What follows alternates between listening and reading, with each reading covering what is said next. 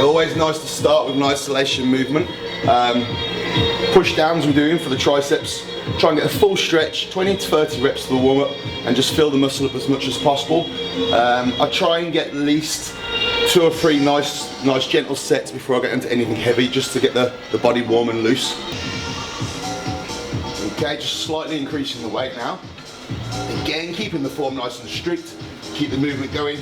Lock at the bottom. Try and squeeze the tricep as much as possible.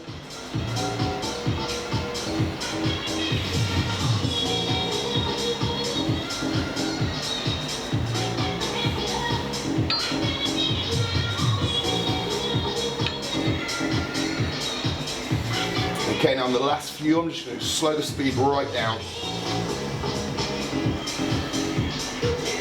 Get the squeeze and slow on the negative also.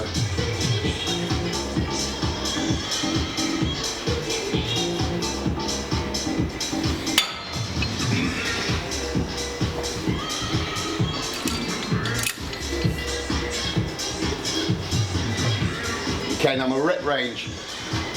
After the first couple of warm-ups, I'm going to be looking at trying to get out 8 to 10 reps. Now, although I'm dieting, I find if I go too light, my muscles go quite flat. So I want to try and stay as full as possible. And I noticed that if I keep my weights high and the intensity quite high, that's the best way I hold weight.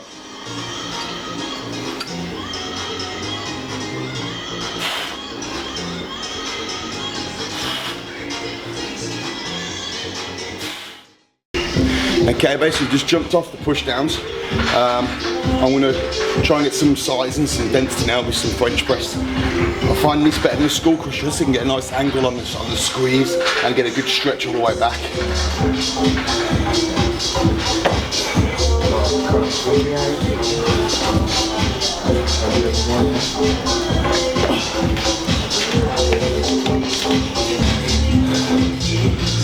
Just in case you're wondering, the drink I'm sipping through throughout is the branched chain amino acids, which I picked up earlier. Again, I'd probably take 1 scoop, fill a 1 to 2 litre bottle full, and just sip on it throughout the workout, just to stop you from eating away your own muscle tissue during intense workouts. Okay, basically I'm coming towards the end of my tricep workout now. So what I'm trying to do is flush it. I'm going to do a superset, which basically means I'm going to go from one exercise to another.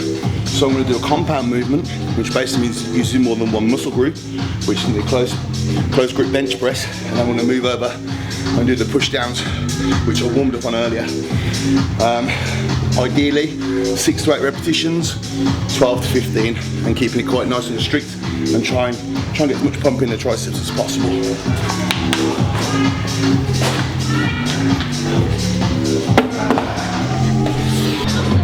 Okay, now I've done my power movements, I've done the French press, I've done the close grip bench. I'm going to finish off with some rope movements. Now, you're not going to build size using the rope, but what you'll do, you'll let in definition, and you get a nice squeeze on the outer head. If you twist your arm to the outside.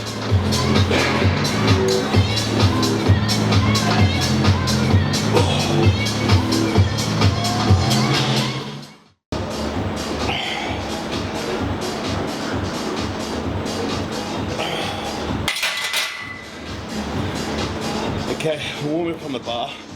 Now, you may have seen at the end of the movement, I just drive my elbows slightly forward.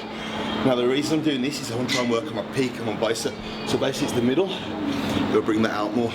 Just something I need to work on. Mainly because I've got such long limbs, but also because I'm really been training too specifically for bodybuilding, so I've not been too concerned about bringing out muscles over other ones. I've been training more for reason rather than look, whereas now it's important for me to try and get a bit of a better look about my shape. So I'm really trying to focus on bringing the peak out in the arms. Okay, now basically I've come from downstairs. I've been using the bar. Bar's fantastic for mass and growth. I'm jumped onto the machine now. Keep my form nice and strict. I won't look at going massively heavy on this. I'm just going to work on the concentration and the squeeze. Again, at the top of the movement, I really want to focus on filling my muscle. So what I'm going to do when I get to the top, I'm just going to squeeze the bicep as tight as possible and try and work on bringing the peak in the arm out a little bit more. Now, I'm going to start with 2 hands. Once I've done a warm-up set on 2, I'm going to switch to 1. When you come up with 1 on a fixed machine, you can drive the elbow higher up, which for me is ideal because obviously again I want to work on my peak.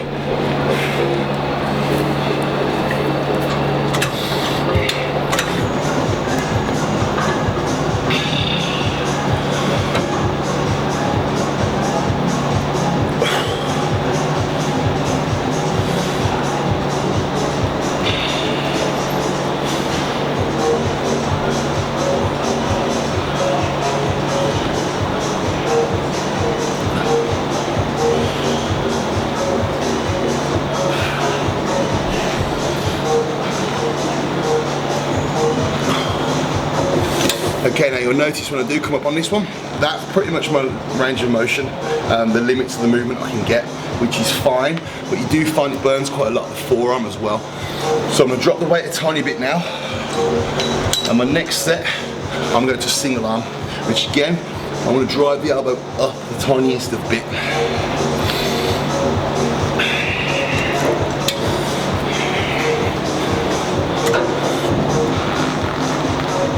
See the extra movement the arm can get there.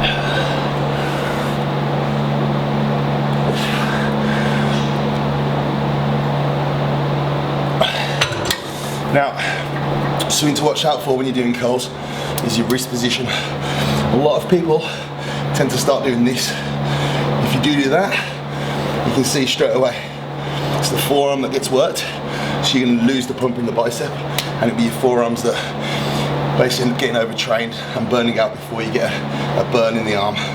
So just be careful when you're doing your curl that the wrist stays fixed and locked and you don't notice any movement. Ideally you want it in this sort of position so it's not dead flat, it's just a slight tilt in the wrist.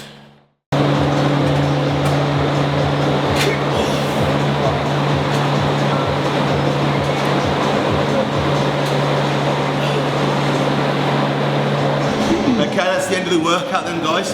I wasn't going stupidly heavy today. I've got a week until I fly out, so basically what I'm trying to do is focus on keeping a decent shape, not getting injured, and trying to bring the best shape I can to the film, which starts filming in about 2 weeks' time. So I hope you all enjoyed it, learned something and took some stuff off for yourselves. I'll see you soon and take care.